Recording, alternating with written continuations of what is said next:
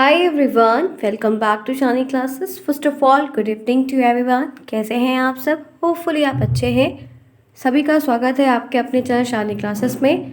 यहाँ पर हम डीलेड फर्स्ट सेमेस्टर 2023 बैच की क्लासेस को स्टार्ट कर चुके हैं। 1 अक्टूबर से यह क्लासेस हमारे चैनल पर चल रही है, जहाँ पर पहले आपको सिलेबस बताया गया, उसके बाद आपके सब्जेक्ट की क्लासेस चल रही है। आज हम यहाँ पर मैथ की दूसरी क्लास कर रहे हैं। इसके पहले कल आपको एक क्लास मिली थी जिसमें आपका पहला चैप्टर स्टार्ट किया गया था। उसमें जो भी चीज़ें थी, नंबर्स, न्यूमरल्स, न्यूमेरिकल वैल्यूज़, उनके बारे में आपको डिटेल में मैंने बताया। जो भी चीज़ें आपके सिलेबस में एससीईआरटी के द्वारा दी गई हैं, आज हम उसके आगे कॉन्टिन्यूस करेंगे और यह क्लास जारी रहेगी। आपको अलग अलग दिन पे अलग अलग क्लासेस मिलेगी। चलिए फिर शुरुआत करते हैं आज की इस क्लास की। आप जुड़े हैं शानी क्लास है, प्लीज़ चैनल को सब्सक्राइब करिए अभी तक नहीं किया। दोस्तों में शेयर करिए, जितने भी आपके नए फ्रेंड्स बने, कॉलेज में जा रहे हैं, नए फ्रेंड्स मिलेंगे आपको, उनसे बताइए चैनल के बारे में। और कैसी रही क्लास, लाइक ज़रूर करिएगा और बताइएगा ज़रूर, क्योंकि आप लोग के जो फीडबैक्स आते हैं, आप लोग जो बोलते हैं मैम मैं नया हूँ, तो वो चीज़ मैं नोट डाउन कर रही हूँ, देख रही हूँ, तो वो क्लासेस भी काफ़ी अच्छी होगी और आपको हर चीज़ समझ में भी क्रम वाइज आती जाएगी। और कोई दिक्कत अगर आपको हो रही है, आप मुझे कमेंट बॉक्स में पूछ लीजिए। चलिए देखते हैं मैथ की दूसरी क्लास, जहाँ पर हम संख्या, नंबर्स जो शुरुआत से पढ़ते चले आए उन्हीं के बारे में दिया गया है। तो सबका अलग अलग एक पॉइंट ऑफ व्यू रहता है, लेकिन यहाँ पर हम क्रम वाइज जब चलेंगे तो बहुत सारी चीज़ें हमें एकदम कह सकते हैं एकदम बेसिक से जाननी है। तो सबसे पहली बात यह है कि संख्या पद्धति किसे कहते हैं। संख्या पद्धति किसे कहते हैं, नंबर सिस्टम में क्या क्या चीज़ें आती हैं। पद्धति का मतलब विधि, विधान, तरीका या टेक्निक, कुछ ऐसी चीज़ें होती हैं इंग्लिश फैक्टर से। तो संख्या पद्धति, नंबर सिस्टम्स क्या होता है, उनके बारे में।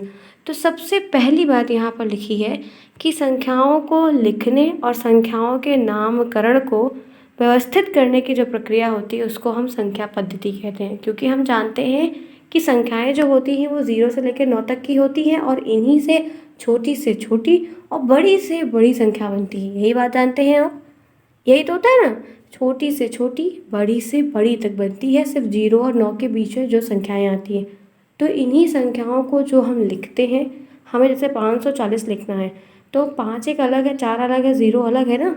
5 4 0, ये 0 और 9 के बीच में ही तो आता है। तो इनको जो जो हमने इनको साथ में लिखा, तब ये 5 4 0 1 1 ना कहला के 540 कहलाए। तो संख्याओं के नामकरण के व्यवस्थित करने की जो पद्धति होती है, जो तरीका होता है, वो संख्या पद्धति कहलाता है। सिंपल सी बात, आगे बढ़िए। संख्या पद्धति में हम 0 से लेकर अनंत तक की संख्याओं के बारे में पढ़ते और समझते हैं। संख्या पद्धति का मतलब ये नहीं होता कि आप सिर्फ उतनी ही चीज़ को पढ़ो जितना उसमें लिखा हो। हम उससे ज़्यादा बना भी तो सकते हैं, ठीक है। हम उससे ज़्यादा भी बना सकते हैं। हम 999 से तीन तीन अंकों की सबसे बड़ी संख्या 999 होती है। लेकिन अगर यही कहा जाए जी 4 अंकों की बड़ी से बड़ी संख्या लिखिए, तो हम यही 9 को 4 बार लिखते हैं। यही लिखते हैं कि नहीं लिखते हैं? याद है ये सारे सवाल? छोटी क्लासेस में हमने सब कुछ पढ़ रखा है। हम सिर्फ और सिर्फ डीएलएड में उन्हीं चीज़ों का रिवीजन फिर से करते हैं। तो संख्या पद्धति में हम 0 से लेकर अनंत तक की जो संख्याएं होती हैं, अनंत तक की, उनके बारे में पढ़ते समझते हैं। संख्या पद्धति में संख्याओं को कितने वर्गों में बांटा गया है, ये जानकारी आप जब संख्याओं का यूज़ करते हैं, संख्याओं पे प्रश्न लगाते हैं, थ्योरम निकालते हैं, जो कुछ भी चीज़ें करते हैं, उससे आपको धीरे धीरे करके जानकारी बढ़ती चली जाती है। जैसे यह जो संख्याओं का क्रम है, ये 0 1 2 3 4 5 6 7 8 9 अनंत तक की सभी संख्याओं को हम संख्या पद्धति कहते हैं। जो 0 से शुरुआत होती है और जिसका कोई एंड नहीं, वो अनंत तक, इनफाइनाइट तक जाती है, उसको हम संख्या पद्धति कहते हैं। वो संख्या पद्धति होता है। क्लियर? आगे बढ़िए। ये जो बात रही एक थ्योरी की, एक इंट्रोडक्शन की, एक एनालिसिस की छोटी सी, अब हम इनके बारे में वो चीज़ों के प्रश्न करेंगे या उन चीज़ों को जानेंगे जो प्रश्न हमें लेकर आएगा। चाहे वो मल्टीपल चॉइस क्वेश्चन में आए, चाहे वैसे सॉल्व करने को आए, तो उन पे थोड़ा सा ध्यान देते हैं। बात इसमें वो टॉपिक है प्रकार। इनके प्रकार भी हैं और इनके प्रकार के एग्जाम्पल्स के क्वेश्चंस बनते हैं, ठीक है। मैथ्स में एग्जाम्पल्स बहुत इंपॉर्टेंट होता है। आप एग्जाम्पल्स देख के बहुत सारे सवालों को लगाते हैं। तो ये ध्यान रखिएगा कि संख्या पद्धति के प्रकार में अब हमको कुछ ऐसे चीज़ों को पढ़ना है जिससे क्वेश्चन बनेगा। जैसे सबसे पहले आती है प्राकृतिक संख्या। तो क्या इससे पहले आपने नेचुरल नंबर के बारे में नहीं पढ़ा है? बताइए। क्या इससे पहले आपने नेचुरल नंबर के बारे में नहीं पढ़ा है? सभी ने पढ़ा होगा। आप लोग अपने ध्यान से उन चीज़ों को रिकॉल करिए जो पहले आपने क्लास 5th 6th में किया है। तो हिंदी मीडियम से पढ़े हैं तो प्राकृतिक संख्या पढ़े, इंग्लिश मीडियम से पढ़े तो नेचुरल नंबर पढ़े, करेक्ट? यही तो होता है ना। और मैंने दोनों सिर्फ इसलिए लिया है ताकि थोड़ा सा जो बच्चे इंग्लिश बैकग्राउंड के हैं वो भी इस क्लास को जब देखें तो समझ पाएँ। आपको पढ़ना तो सिर्फ हिंदी है और पूरा पेपर हिंदी में ही आएगा, पूरा पेपर हिंदी में ही लिखना है। वहाँ पर ऐसे बगल में इंग्लिश नहीं लिखी रहेगी, ध्यान रखिएगा। तो तैयारी इंग्लिश में नहीं करिए, हिंदी में ही करिए। सारे पेपर आपको हिंदी में लिखने होंगे और सारा पेपर हिंदी एक में ही आएगा। जैसे और कोई पेपर देने जाओ तो बाईलिंगुअल आता है ना, इंग्लिश हिंदी दोनों लिखी रहती, लेकिन डीएलएड वैसा नहीं होता है, सिर्फ हिंदी में ही लिखना है और पेपर भी हिंदी में आता है, हिंदी में ही समझना है। पूरा हिंदी की दुनिया में रहना होगा आपको, इतना ध्यान रखिएगा। अन्यथा वहाँ पे आप परेशान होंगे कि प्राकृतिक संख्या किसको कहते हैं, नेचुरल नंबर किसको कहते हैं, पूर्ण संख्या किसको कहते हैं, होल नंबर किसे कहते हैं। तो ये प्रॉब्लम इंग्लिश मीडियम के बच्चों को बहुत होती है। चलिए बात करते हैं संख्या पद्धति के प्रकार। तो सबसे पहले प्रकार है प्राकृतिक संख्या। प्राकृतिक संख्या क्या होती है? प्राकृतिक संख्या वह संख्या होती है जो गिनती में उपयोग किए जाने वाली जितनी भी संख्याएं होती हैं उनको हम प्राकृतिक संख्या कहते हैं। यानी कि जैसे अगर 12 सेब रखा है, 12 केला रखा है, तो हमको गिनना होगा कितना केला रखा है। तो हम 1 2 3 4 5 6 7 8 9 10 11 12 करके गिनते हैं। तो गिनने में जो प्रयोग करते हैं, जैसे हमको 8 बॉल रखी हुई है, ठीक है, हमें नहीं पता है कि 8 बॉल रखी है और कहा जाए कि गिनो कितनी बॉल रखी है। ये कहा जाए कि लाल अलग करके छांटो और ग्रीन अलग करके। तो दोनों को जब हम अलग करते हैं या दोनों को हम सेपरेट कर रहे हैं और गिन के ये लिख रहे हैं कि 8 बॉल हरी है, 8 बॉल नीली है, 8 बॉल काली है, तो जब 8 संख्या जो हम बता रहे हैं तो इसका मतलब हमें गिनती आती है। कोई आंकड़ा है या कोई नपना है जिसको हम लेकर गिन रहे हैं, तभी तो ये बता पा रहे हैं कि 8 नीली 8 काली है। तो जो नपना या जो मेजरमेंट या जिस अंकों के द्वारा हम उसको बता पा रहे हैं वही होती है प्राकृतिक संख्या। गिनती में प्रयोग की जाने वाली संख्याएं प्राकृतिक संख्याएं होती हैं। ये ऐसे नंबर्स होते हैं जिनको हम अपनी काउंटिंग में यूज़ करते हैं, अपनी काउंटिंग में यूज़ करके इनको गिनते हैं। जैसे 1 2 3 4 5 6 7 8 9 और अनंत। समझ में आई बात? समझ में आई? बेसिक। आगे बढ़िए। दूसरा जो है वो है सम संख्या, जिसको इंग्लिश में हम कहते हैं इवन नंबर। क्या कहते हैं? इवन नंबर, सम संख्या। ये क्या होती है? सम संख्या क्या होती है? सम संख्या हम किसको कहते हैं? What do you mean by even number? Even number क्या है? बहुत बेसिक है, छोटे बच्चों की क्लासेस में सब कुछ पढ़ा है हमने। तो बताइए क्या होगा? तो ऐसी प्राकृतिक संख्याएं, एक ऐसी प्राकृतिक संख्याओं का समूह या सेट जो 2 से पूर्णतः डिवाइड हो जाता है उसको हम संख्या कहते हैं। जो 2 से पूरा कट जाता है, जो 2 से पूरा समाप्त हो जाता है उसको हम सम संख्या कहते हैं। जैसे 2, जैसे 4, जैसे 6, जैसे 8, जैसे 10 12 14 16 18। मेरी आवाज़ में मत जाना फ्रेंड्स, क्योंकि मेरा गला ख़राब हो चुका है कफ़ की वजह से, कोल्ड की वजह से, तो मुझे वक्त थोड़ा लगेगा, ठीक है। इसीलिए मैं बोल आराम से रुक रुक के रही हूँ, वरना क्लास बंद करनी पड़ जाती है। चलिए, तो सम संख्या की परिभाषा आप बता लेंगे। ऐसी प्राकृतिक संख्याएं जो 2 से कम्प्लीटली डिवाइड हो जाती हैं उनको हम सम संख्या कहते हैं। जैसे 16 2 से कटेगा? ऑफ कोर्स कटेगा, वी नो दैट। कैसे कटेगा? 2 और 16। अगर हम 2 की टेबल 8 बार पढ़ेंगे, 2 8 16, corrected? Yes, of course corrected, because 20 आप 2 से कटेगा? ऑफ कोर्स डेफिनेटली, क्योंकि ये 2 10 20 होता है, कट गया। तो सम संख्याएं ऐसी संख्याएं होती हैं जो 2 से कट जाती हैं। 24 2 से कटेगा? हाँ कटेगा। कितनी बार में? 12 बार में। 12 दूना 24 होता है। 24 एक सम संख्या है। 24 एक इवन नंबर है कि नहीं है? तो बिल्कुल है।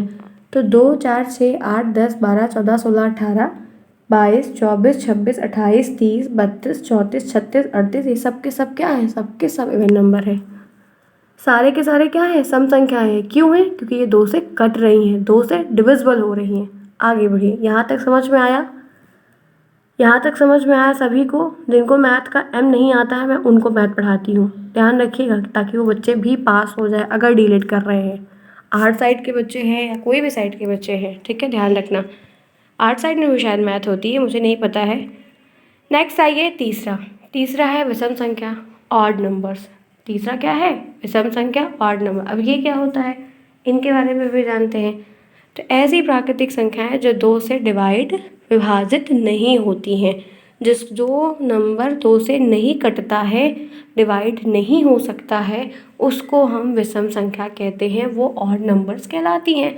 बहुत नॉर्मल तरीके से ऐसी प्राकृतिक संख्याएं जो 2 से पूर्णतः डिवाइड नहीं होती हैं उनको हम विषम संख्या कहते हैं। जैसे 1 है, 3 है, 5 है, 7 है, 9 है, 11 है, ये भी इनफाइनाइट तक है। लेकिन यहाँ पर आप देख सकते हो, आप 3 को 2 से डिवाइड नहीं कर सकते। डिवाइड करोगे तो दशमलव में आपका आंसर आएगा। आप 5 में 2 से डिवाइड नहीं कर सकते हो, करोगे दशमलव में आएगा। 11 में करोगे दशमलव में आएगा। 9 में करोगे दशमलव में आएगा। तो ये सारी की सारी क्या है, आपकी विषम संख्याएं हैं जो 2 से नहीं कटती हैं। चलते हैं नेक्स्ट। आगे बढ़ने से पहले फटाफट क्लास को लाइक करिए जिन्होंने क्लास को अभी तक नहीं लाइक किया है, क्योंकि मंदिर में आना है तो घंटी ज़रूर बजाना है, ये हमारे चैनल की टैग लाइन है। चलिए फटाफट क्विक फ्रेंड्स, कोई डाउट होगा तो पूछ लीजिएगा, जितना होगा आपकी हेल्प की है। कल हम दूसरा सब्जेक्ट भी पढ़ेंगे, ऐसे हम सारे सब्जेक्ट को धीरे धीरे करके पढ़ेंगे। अभी सिर्फ हम एक ही क्लास कर रहे हैं, वो भी 6 PM पे।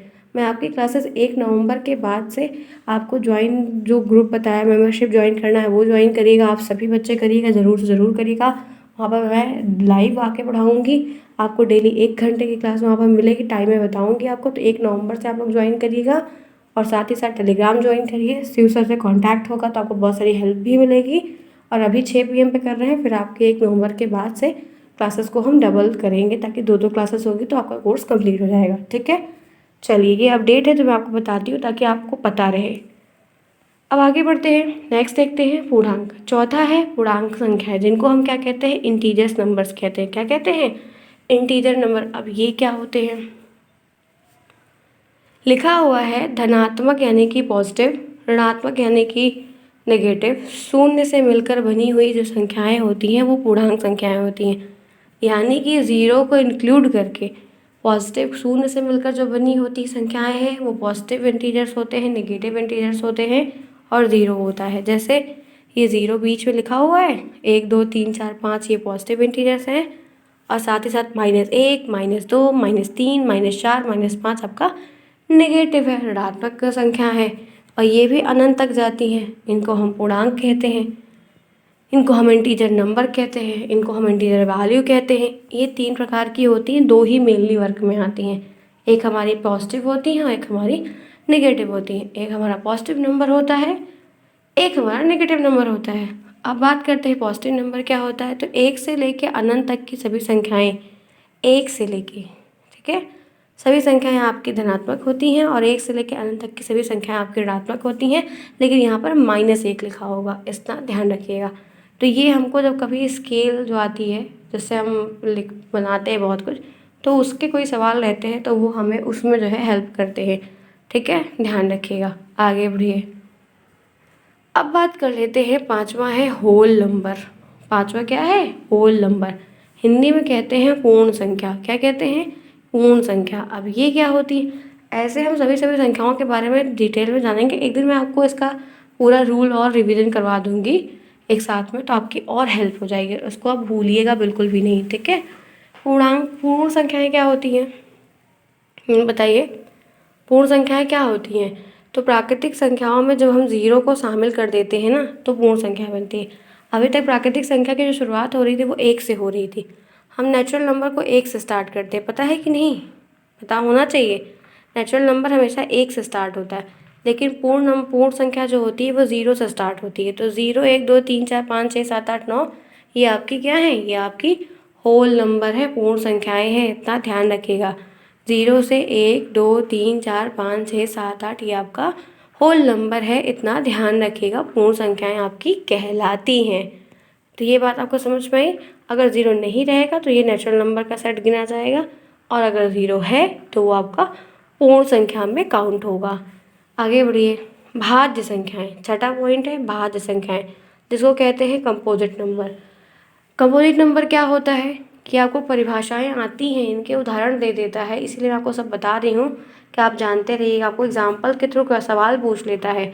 सवाल तो कैसे पूछता है वो तो आप जब प्रैक्टिस करेंगे पुराने पेपर्स को तो उसमें हेल्प होगी, लेकिन आते हैं प्रश्न। तो ऐसी प्राकृतिक संख्या जो स्वयं 1 से विभाजित होने के अतिरिक्त कम से कम किसी एक अन्य संख्या से डिवाइड हो जाती है, उसको हम भाज्य संख्या कहते हैं, कंपोजिट नंबर कहते हैं। ठीक है, मतलब आप जानते हैं कि जितनी भी प्राकृतिक संख्याएं होती हैं वो खुद से और एक से तो कटती ही कटती हैं, कटती ही नहीं कटती हैं, खुद से तो कट ही जाती हैं। तो ये संख्याएं कुछ ऐसी होती हैं जो खुद से कटती हैं और किसी एक संख्या से और कटती हैं। जैसे 4 है तो 4 2 से भी कटेगा, 4 खुद से भी कटेगा, कटेगा कि नहीं कटेगा। तो इस तरह की जितनी संख्याएं होती हैं उनको हम भाज्य संख्या कहते हैं, यानी कि एक के अतिरिक्त, स्वयं के अतिरिक्त भी जो किसी और संख्या से वो कट रही हैं, वो डिवाइड हो रही हैं, तो हमारी भाज्य संख्याएं ही हैं जो कट रही हैं। 20, 18, 16, 14, 10, 8 ये सब क्या है, 9 भी आएगा, क्योंकि 9 खुद से भी कटेगा, 9 3 से भी कटेगा। तो ये आपको थोड़ा सा और ध्यान रखना होगा कि आपको अलग अलग क्या मिल जाएगा। आगे बढ़े फ्रेंड्स, चलिए आगे आते हैं। अभाज्य संख्याएं, प्राइम नंबर, ये क्या होता है, परिभाषाएं आती हैं, उदाहरण आते हैं। या आपको मल्टीपल चॉइस क्वेश्चन में अलग अलग उदाहरण दे देगा और टिक करने को बोलेगा। तो यहाँ पर होता है कि अभाज्य संख्याएं क्या होती हैं, ऐसी प्राकृतिक संख्याएं जो सिर्फ स्वयं से एक से डिवाइड होती है, जो सिर्फ खुद से कटेंगी और एक से कटेंगी, किसी और नंबर से नहीं कटेंगी। जैसे 2 है तो 2 एक से कटेगा, खुद से कटेगा। 3 भी है, एक से कटेगा, खुद से कटेगा। 5, 11, 13, 17 सब के सब ये क्या है, ये आपके अभाज्य संख्याएं हैं। अभाज्य संख्याएं फाइंड आउट करने को भी आती हैं, ध्यान रखिएगा। मैं आपके एग्जाम्पल्स में पूछ लेगा आपको, इसलिए बोल रही हूँ कि थोड़ा सा आप प्रिपेयर रहिए इन चीज़ों को लेकर। परिभाषाओं से और उदाहरण से प्रश्न कई बार बने हैं। आगे बढ़ते हैं और 8वां देखते हैं क्या दिया गया है। चलिए आगे आइए और देखते हैं सहाभाज्य संख्या, जिसको कहते हैं को प्राइम नंबर। अब ये क्या होता है, सहाभाज्य संख्या किसे कहते हैं, कम से कम दो अभाज्य संख्याओं का ऐसा समूह जिसका एलसीएम एक, एचसीएफ एक होता है। मतलब ये ऐसा जोड़ा होता है कि इनका एचसीएफ जो आएगा वो हमेशा एक ही आएगा, वो हमारा को प्राइम नंबर। एलसीएम और एचसीएफ जिनको नहीं आता है उनको मैं बता दूंगी आपको कि एलसीएम एचसीएफ कैसे निकालते हैं या क्या होता है। लेकिन को प्राइम नंबर ऐसे नंबर होते हैं कि जब हम इनका एचसीएफ निकालते हैं तो वो हमेशा एक आता है। क्या आता है, हमेशा एक आता है, ध्यान रखिएगा। नेक्स्ट आइए 9th, परिमेय संख्याएं। ये इंपॉर्टेंट है, इसकी तो डेफिनेशन लिखने को आती है और कहता है एग्जाम्पल लिखिए। ठीक है, क्या कहता है, एग्जाम्पल लिखिए। जैसे क्या होती हैं ऐसी संख्याएं, परिमेय संख्याएं वह संख्याएं होती हैं, या कह सकते हैं ये सभी संख्याएं जिनको हम P/Q के रूप में लिखते हैं, यानी कि हम उनको फ्रैक्शन के रूप में लिख सकते हैं, यानी कि हम उनको भिन्न के रूप में लिख सकते हैं, उन्हें हम परिमेय संख्याएं कहते हैं। और एक बात इसमें एक शर्त है, वो ये है कि ये जो Q नीचे वाला डिनोमिनेटर है होता है वो कभी ज़ीरो नहीं होना चाहिए। अगर वो ज़ीरो है तो वह गलत हो जाएगा।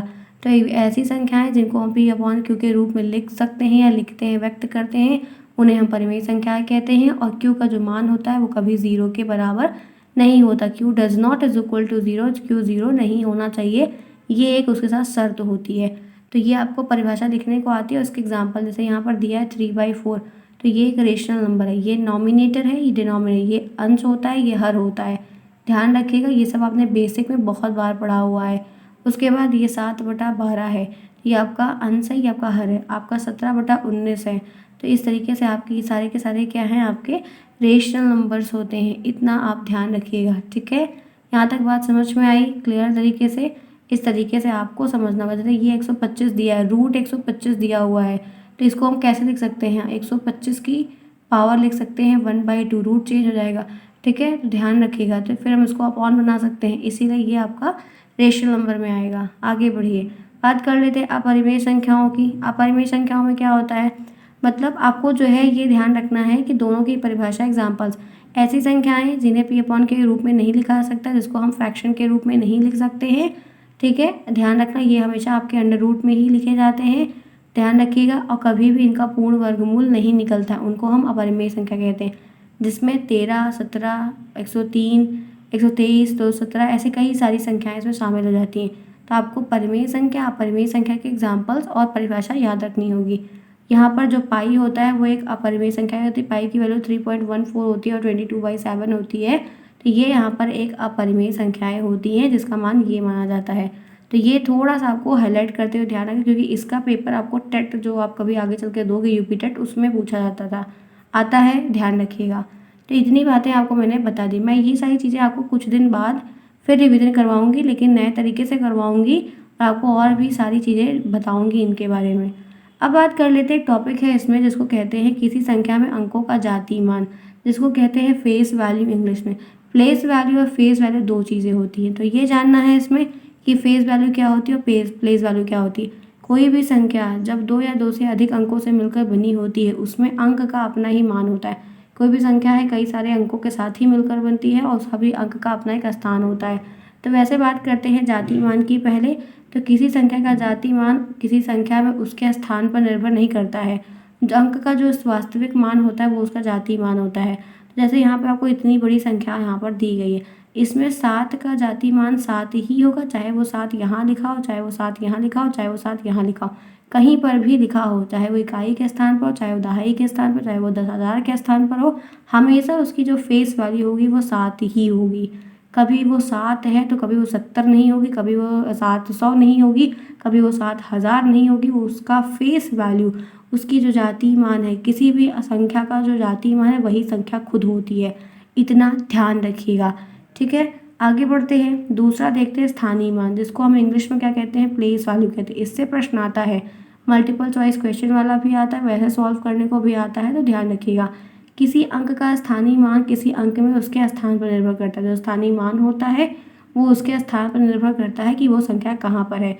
जैसे यहाँ पर आपको दिया हुआ है, ठीक है, आपको यहाँ पर 56,783 लिखा हुआ है। इसमें 8 का जो स्थानीय मान है वो 8 नहीं, अगर 8 का हमसे जाति मान पूछा होता तब तो 8 हम कहते, लेकिन यहाँ पर स्थानीय मान पूछा है तो यहाँ पर 8 के आगे एक गिनती है, यानी कि ये 8 जो है दहाई के स्थान पर, तो उसके साथ एक 0 ऐड हो जाता है, उसके साथ क्या हो 10 आगे गुणा हो जाता है। अगर 8 ये 6 के स्थान पर होता तो ये 800 होता, ये 800 होता, 800 नहीं होता 8,000 होता, क्योंकि उसके आगे 3 0 लगता। तो जिस संख्या के आगे जितनी संख्याएं आगे होती हैं उसके आगे उतना 0 का मान बढ़ा देते हैं, तो ये ध्यान रखना। एक नोट लिखी हुई है कि शून्य का जाति मान स्थानीय मान हमेशा शून्य होता है। ये एक मल्टीपल चॉइस क्वेश्चन में आ सकता है, सत्य असत्य के कथन में आ सकता है। ध्यान रखिएगा कि 0 का तो फेस वैल्यू और प्लेस वैल्यू दोनों 0 होती है। ये बहुत इंपॉर्टेंट है, जो कि बहुत लोगों को नहीं पता है, तो ध्यान रखिएगा कि 0 की जो प्लेस वैल्यू यानी कि जो स्थानीय मान होता है वो भी 0 होता है और जो जाति मान होता है वो भी 0 होता है। क्लियर, यहाँ तक बात समझ में आई? तो फ्रेंड्स आज की क्लास अब हम करना चाहेंगे ओवर, और हमने काफ़ी अच्छी चीज़ों को समझा, देखा, 1 बाय 1 करके एक एक चीज़ों को देखा। ऐसे हम कई सारी क्लासेस करेंगे। आप लोगों ने मैथ की दूसरी क्लास ली है, क्लास कैसी लगी है आज मुझे कमेंट बॉक्स में ज़रूर बताइएगा। क्लास समझ में आ रही है या नहीं आ रही ये भी बताइएगा, ताकि कुछ चेंज करना होगा तो हम कर लेंगे। Bye bye, take care.